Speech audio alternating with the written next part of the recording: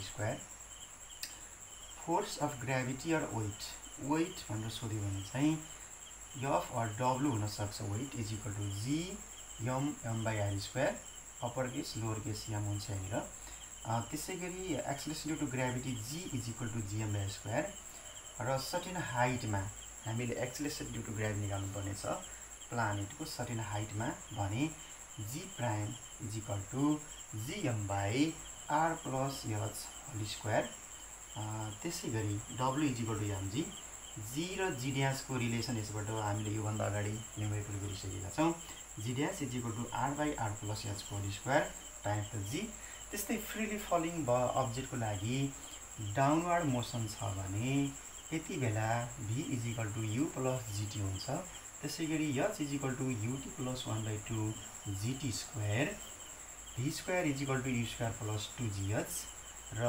अपर मोसनको लागि v is equal to u minus gt h is equal to ut minus 1/2 gt square v square is equal to u square minus 2gh र यहाँ बुझ्नुपर्ने कुरा के छ भन्दाखेरि जुन हामीले इक्वेसनमा मोसनहरू पढेका छौँ v is equal to u plus at भनेर जुन हामीले स्टेट लाइन इक्वेसनमा मोसनहरू पढेका छौँ त्यसमा डाउनवर्ड मोसनको लागि र अपवर्ड मोसन डाउनवर्ड मोसनको लागि प्लस जी अपवर्ड मोसनको लागि हामीले माइनस जी लिन्छौँ एलाई जीले रिप्लेस गर्ने र डिस्प्लेसमेन्ट अथवा डिस्टेन्सलाई हामीले हाइटले रिप्लेस गर्यो भने सजिलैसँग यो फर्मुला ल्याउन सक्छौँ जस्तै भी इज इक्वल टु यसमा के हुनुभयो भन्दाखेरि U plus G T for the downward motion अब एउटा क्वेसन यस्तो खालको छ पृथ्वीलाई कम्प्रेस गरेर चन्द्रमा बनाइयो भने र काल्पनिक क्वेसनहरू हाइपोथेटिकल क्वेसन हो जुन चाहिँ असम्भव छ तर यस्तो खालको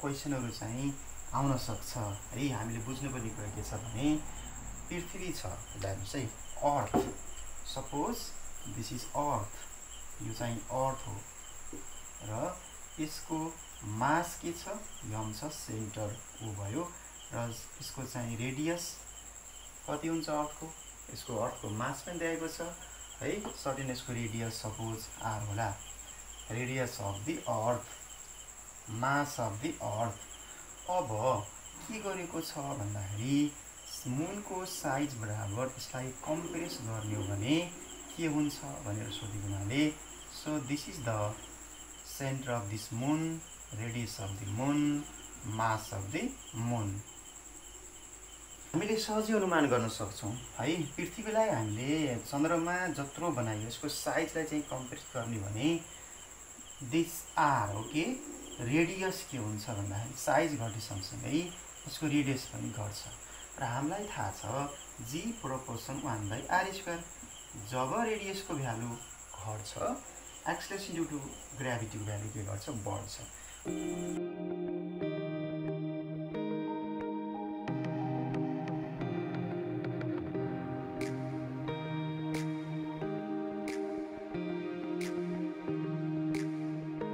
क्वेसन नम्बर 2 इस प्रकार छ when a stone is dropped from a bridge over a river into water after 2.5 seconds, the sound of stone hitting the surface of the water is heard.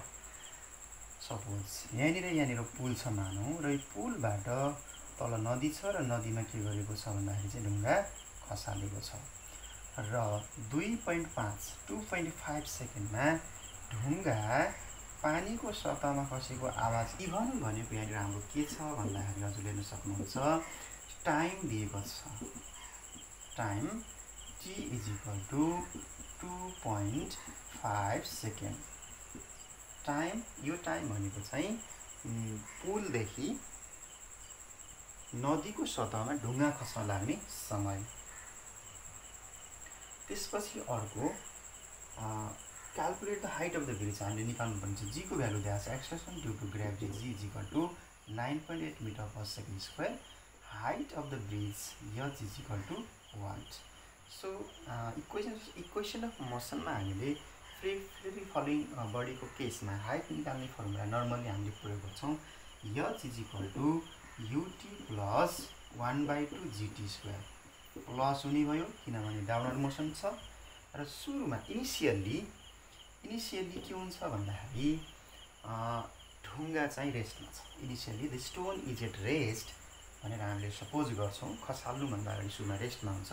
So u is equal to 0, this quantity becomes 0। So h is equal to 1/2 gt square. र यसबाट सजिलैसँग अझै निकाल्न सक्नुहुन्छ। 1/2 times 9.8 times t square minus 2.5 whole square. र यो क्याल्कुलेसनबाट यसबाट के आयो भन्दाखेरि हाइटको भ्यालु चाहिँ, र यसबाट क्याल्कुलेसन गरिसकेपछि the value of h is 30.82 metre.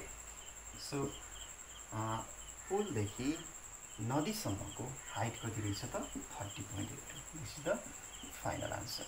Question number 3, if a cricket ball is thrown vertically upward into the sky with a velocity of 15 meters per second, to what height will the ball reach?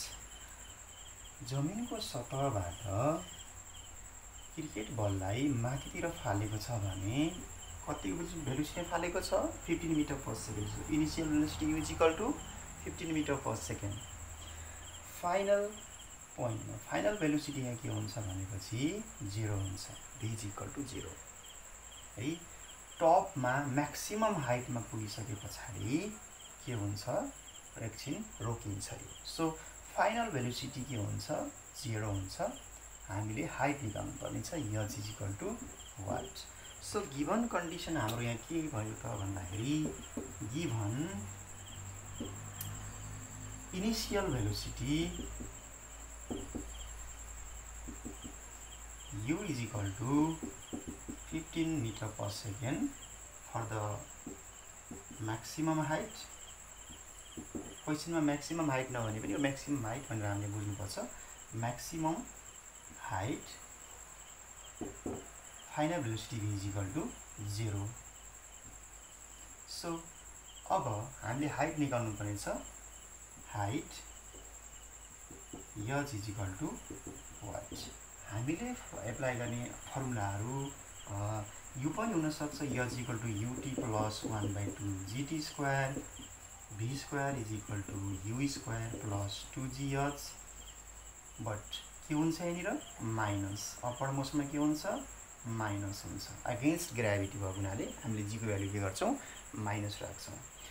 अब यहाँ बुझ्नुपर्ने कुरा के छ भने time is not given here. हामीसँग time दिएको छैन। सो दिस इक्वेसन हामीले एप्लाई गर्न सकेनौँ। सो हामीले प्रयोग गर्ने फर्मुला के भयो भन्दा v square is equal to u square minus 2gh और 0 is equal to 15 whole square minus 2 times 9.8 times h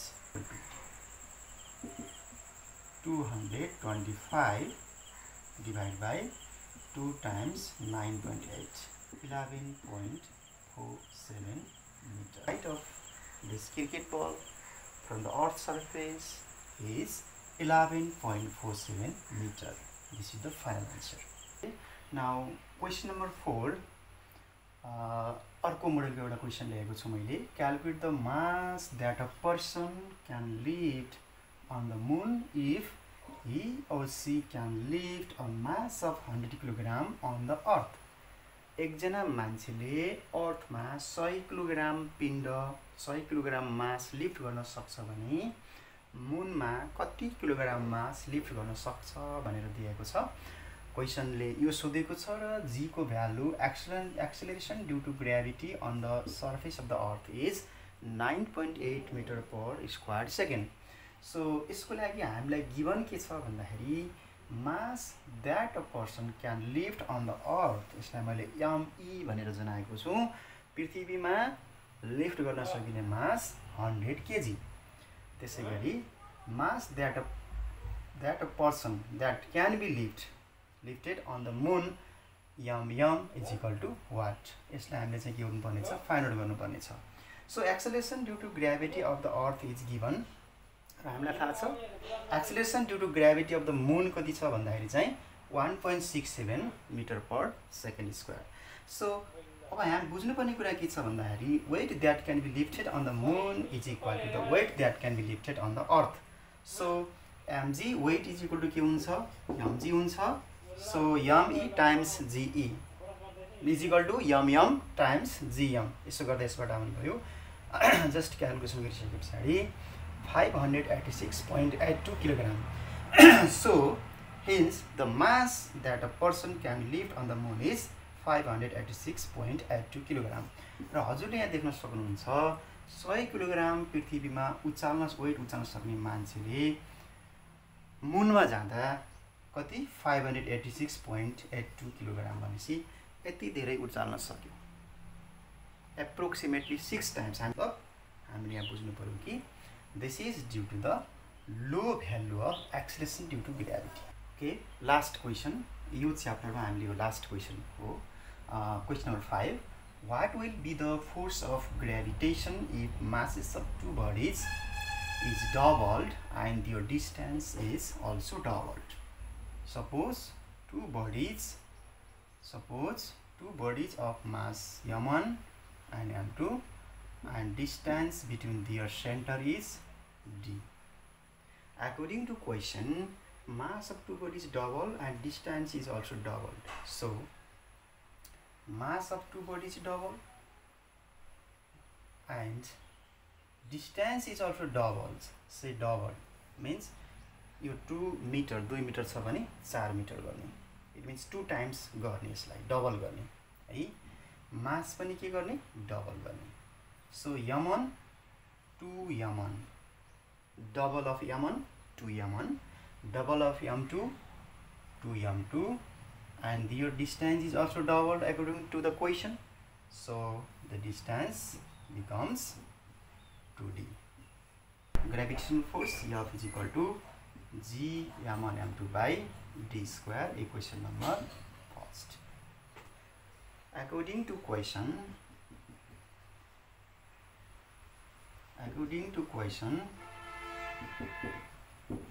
m1 is doubled, m2 is also doubled, their distance is also doubled. Of new force of gravitation is equal to g 2m1 times 2m2 divided by 2d whole square. It means of new is equal to 4g m1 m2 by 4d square. 2d whole square means 4d square. 4 cancel out. So of new is equal to g m1 m2 by d square. And g m1 by d square means f. So this is f. It means if both masses are doubled and their distance is also doubled, gravitational force does not change. This is the final answer. Force in gravitation मा यो युनिटमा हामीले लगभग सबै मोडलका क्वेशनहरु गरिसकेका छौं र अब यसपछिको भिडियोहरुमा मैले चाहिँ अर्को च्याप्टरको फिजिक्सको अर्को युनिटको न्यूमेरिकल लिएर आउने छु. Thank you.